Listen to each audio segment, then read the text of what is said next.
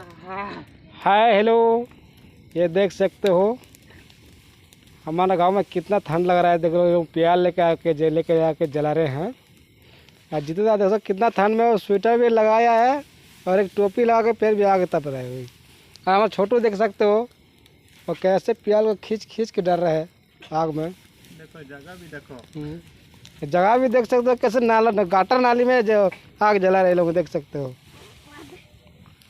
ये लोगों का दिमाग देखो, ये गाटर नाली है। तो बच्चे को देख सकते हो ठंड में कैसे आग जला रहा है। देखो हाय कर बड़ी हाय हाय हाय तरह कर।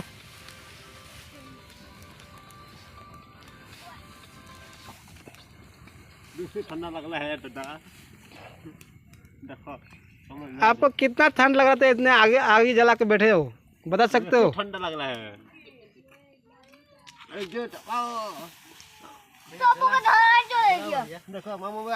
और मामा ये आग जला रहे थे, आपका गांव में कितना ठंड लग रहा है, कुछ बोलोगे? होता नहीं, बहुत ठंडा लग रहा है। बहुत ठंड लग रहा है ना।